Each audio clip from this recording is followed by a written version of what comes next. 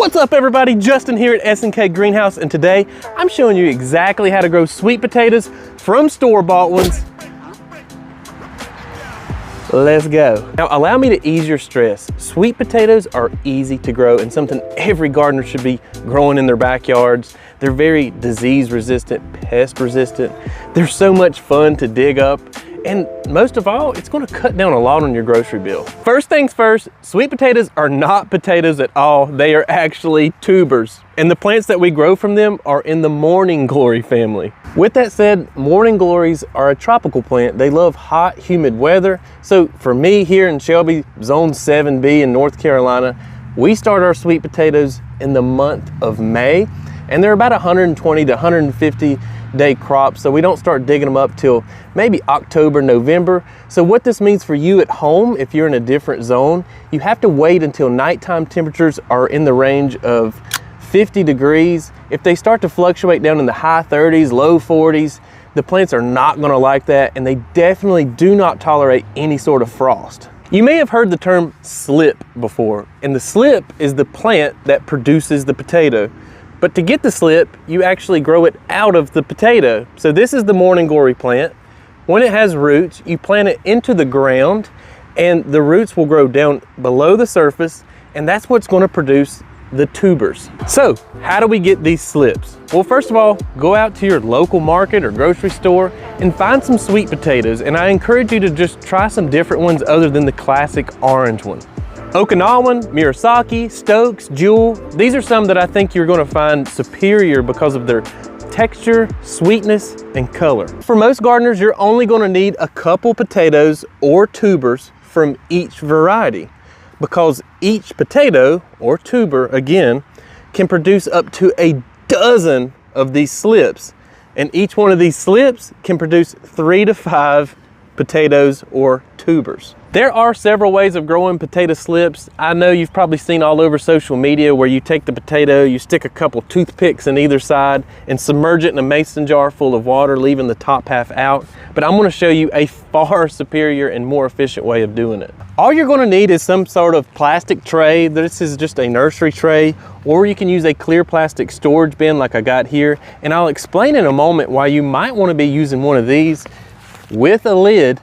But for now, you've got your tray, put some all-purpose potting soil in it, don't make it complicated, and then grab your store-bought potatoes and bury them about halfway down into the tray with the top half sticking up. Now, from here, you're just going to water it like it's any sort of seed that you'd plant in your garden. Keep the soil very moist, but not soaking wet. Place your tray in an area that gets filtered sun or part sun. Just don't put it in all day sun. And in about 60 to 90 days, you're gonna have this. This is a tray I started a few months ago. I stuck about, I don't know, 5 or 6 potatoes in this tray. I've already grabbed some of the slips that came off of them, and you can still see how many slips I've got. Come in here for a closer look. And you can see right off of the potatoes, these slips are growing out. I'm gonna pick it up here. And you can see how much roots have come off of this. Here's your slips. Again, you can expect maybe a dozen slips off each potato. Again, I've already harvested some of these, but it just takes a few potatoes to get a ton of slips. The freshness of your potatoes are going to determine how quickly they sprout. So a fresh potato might take 90 days. An older potato might break down and start producing sprouts very quickly. As you can see, I started these again back in February, and I'm in Zone 7. We like to plant these in May. I'm in the month of June, and we're a little bit late, but I still got 5 months to harvest, most likely before our first frost. Now again, why would you use a clear plastic container? Well, because you can make a makeshift greenhouse. I'm lucky enough that I have a greenhouse where I started these. It helps speed up the process. Again, morning glories love tropical, humid, warm weather, and you can create that in a clear plastic storage bin.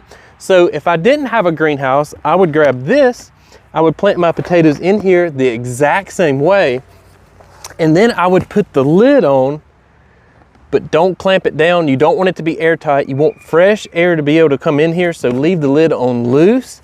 And what happens is when you water your potatoes, when that moisture tries to leave, it's going to hit the top of this lid, recycle back down, and make your potatoes sprout much quicker.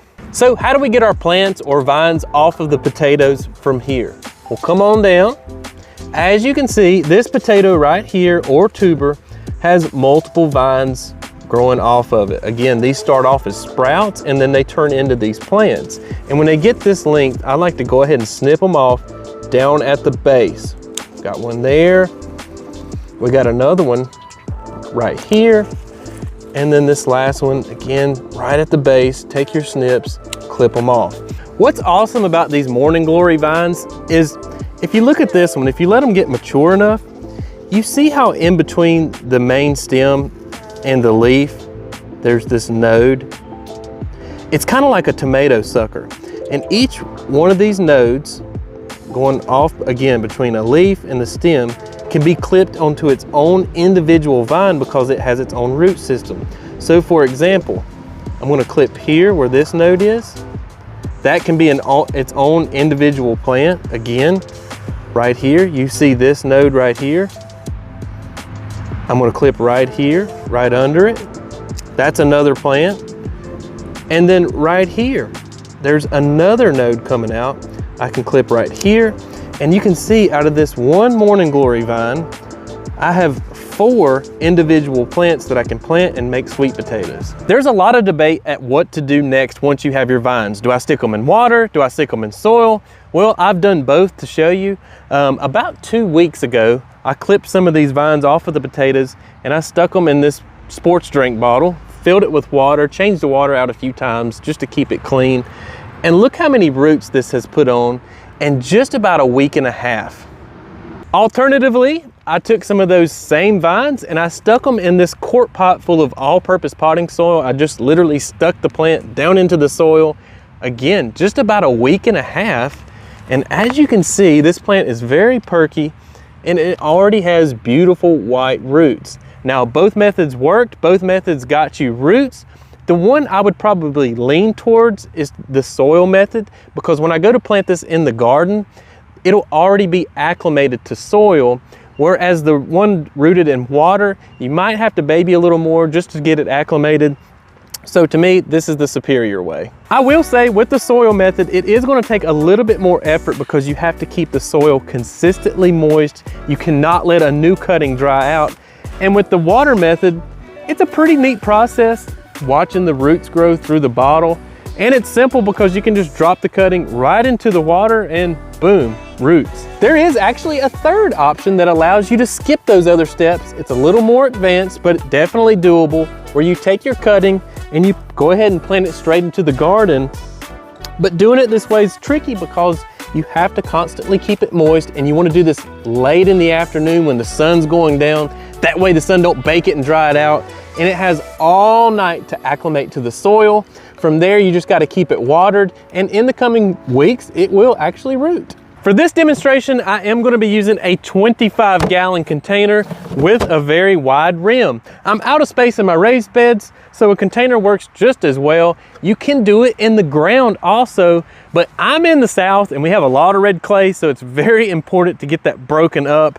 I've had lots of success growing them in the ground, but what I like to do is mound that soil up and plant my plants in there where those tubers have room to spread out and grow. Again, sweet potatoes love loamy soil, and this container is very big, so I am going to use garden soil to kind of fill the bottom as filler. Garden soil is fine, but it doesn't have a lot of nutrients like what I'm about to use next. So I've got that about maybe halfway down. I'm going to use some Happy Frog potting soil. I love this stuff. It's got worm castings and a lot of other premium ingredients in it. So I'm going to pour some of that in there next. And then I'm also going to be using some compost. This is Stout Ollie compost. I talk about Stout Ollie all the time. It's got composted plant material, manure, fish. So it's a very powerful compost. I'm going to put a little more soil in there. And then I'm going to grab a shovel and start mixing this up.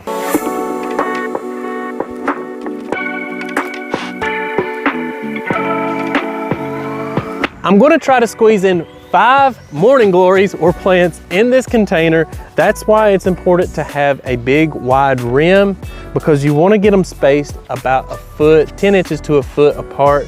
So I'm going to put 1 in the middle and then 4 around it. And I'm even going to use one that I didn't put in a container, one that I rooted in water, just because I like to experiment and see how it does. Also, probably not necessary, but I'm going to be using some biotone starter fertilizer. I'm going to put that in each hole as I plant them. And just so you know, folks, I don't always do everything perfectly. I let this stuff get wet. It's pretty gross, but just know that you can still use it.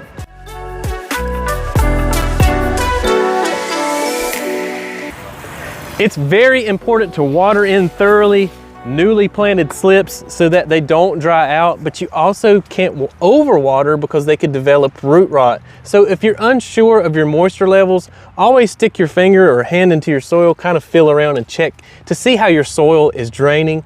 Also, sweet potato plants need 6 or more hours of sun to do well.